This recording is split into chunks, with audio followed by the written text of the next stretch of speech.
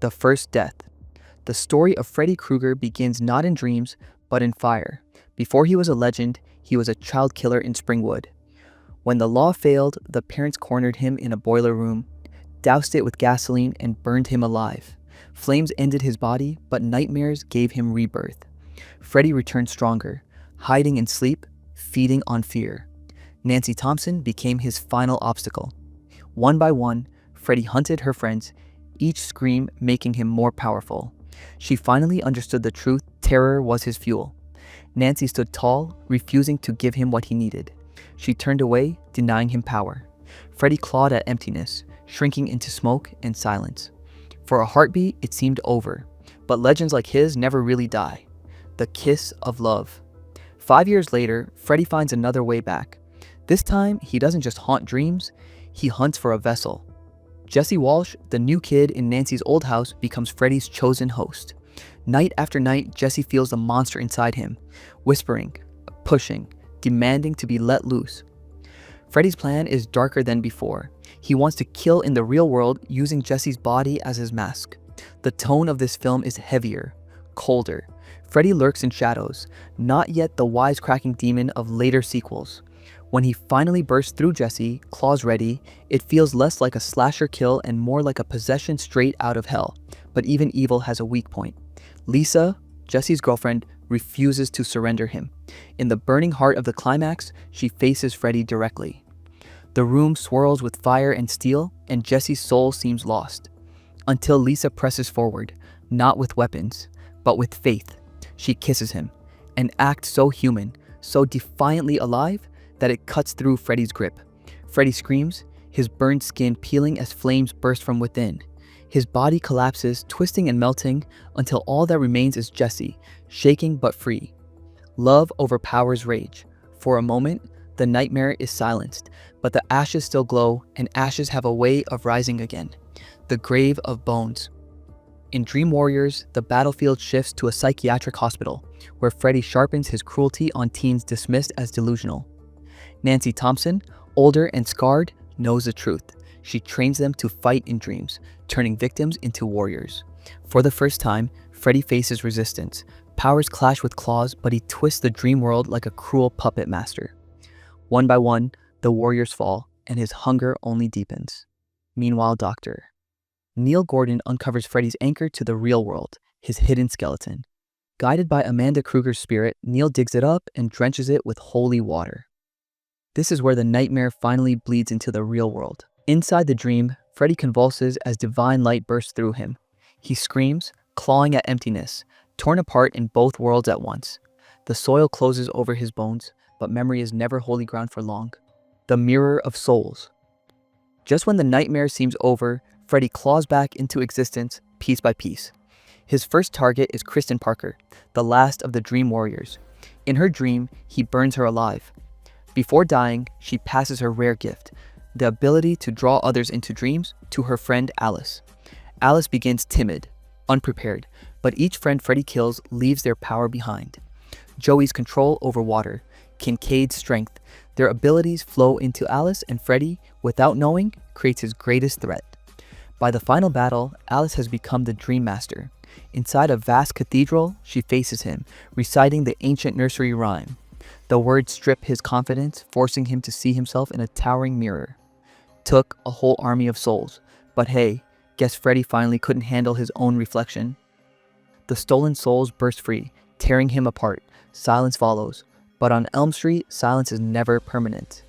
The Nightmare Baby. Alice survives the Dream Master, but Freddy is not finished.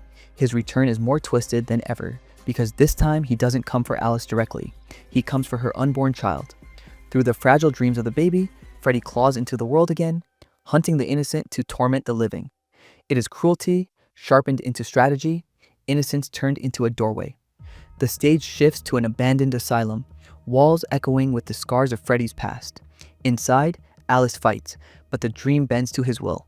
Every corridor warps, every shadow becomes a snare, and her strength seems too small against endless nightmare tricks, until Jacob, the child Freddy tried to use, rebels. The bridge collapses beneath the killer. Freddy's own power is turned against him, his stolen souls ripping through his flesh in furious revolt. he shrinks, grotesque, collapsing into an infant monster stripped of menace. Amanda Krueger's spirit arrives, cradling her deformed son only to reclaim him. She pulls him into herself, dragging him back into the void. For Alice, relief comes with her child's safe birth, but the audience knows better. Freddy reborn as a child may not be an ending.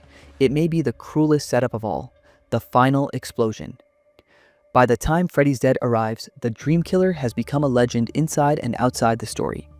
Elm Street's children are nearly gone, and Freddy's power begins to fade. That's when the most unexpected revelation hits. Freddy has a daughter, Maggie. Blood ties become the weapon he never saw coming. Maggie refuses to be manipulated by the man who destroyed so many lives. She lures him into the real world, dragging the monster out of the shadows of nightmares where he is strongest. Now he is flesh and blood again, vulnerable in ways he hasn't been since the day the parents of Springwood burned him alive. The fight is brutal, twisted with irony. Maggie uses the very weapons Freddy once claimed as his own. She stabs him with his bladed glove, driving steel into the body that wielded it with so much cruelty. Freddy stumbles, roaring with rage, but she isn't finished. She shoves dynamite into his chest and forces him against the beams of the boiler room.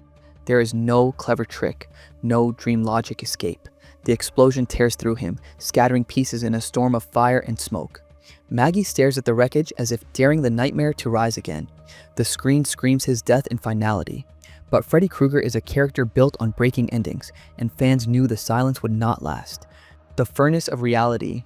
Wes Craven reshaped Freddy into something older, darker, and far more dangerous. No longer just a character, he became a demonic entity wearing Freddy's face, using the films themselves as a doorway to feed on fear.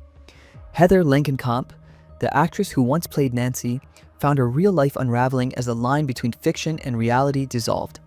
This Freddy wasn't a clown. He was animalistic, grotesque, and relentless. He stalked Heather's son Dylan, feeding on the primal terror of a mother losing her child. The climax came in a nightmare furnace, flames closing in. Heather stabbed his leg, Dylan broke free, and together they trapped him behind iron doors. Fire roared, devouring the entity piece by piece. Only Freddy could get roasted in his own sequel and still leave room for a comeback. The ashes settled, but memory is fuel, and monsters always wait for their next mention.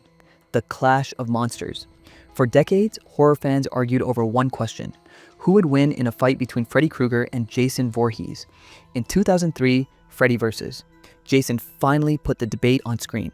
Freddy, weakened in hell, manipulates Jason into killing so fear of Freddy can spread again. But Jason doesn't stop, and soon the body count turns their alliance into a war. The climax arrives at Crystal Lake. Survivors drag Freddy into the real world, unleashing pure carnage. Freddy hurls steel beams like spears. Jason smashes Freddy through walls and windows. Explosions light the lake as fire meets water in a nightmare battleground. Jason tears off Freddy's arm, only for Freddy to counter with Jason's own machete. Both stagger, broken but relentless. Then Laurie, the survivor, strikes, decapitating Freddy with one final swing. Silence falls, until Jason surfaces, holding Freddy's severed head. The grin, the wink, proof that nightmares never end. Fire revisited.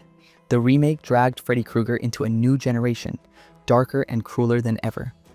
Jackie Earle Haley's portrayal stripped away the camp and leaned hard into pure predatory dread, a monster that spoke less like a prankster and more like a predator savoring the hunt. His newest opponent was Nancy Holbrook, a modern reflection of Nancy Thompson, carrying the same quiet resilience beneath layers of fear. The nightmares close in until Nancy pulls Freddy into the real world, where power shifts. Suddenly, he is not a dream god, but a killer with a blade and a body that bleeds. In a decaying room, Freddy stabs Quentin, nearly ending him until Nancy strikes back. She drives glass across his throat, leaving him stunned. Then she ignites the room, flames curling around him. Freddy burns, screaming, swallowed by fire, his curse looping back to its origin. But silence is never permanent. Ideas, after all, cannot burn. So here's the real question. Which of Freddy's many deaths do you think gave him the ending he truly deserved? And also, make sure to like and subscribe.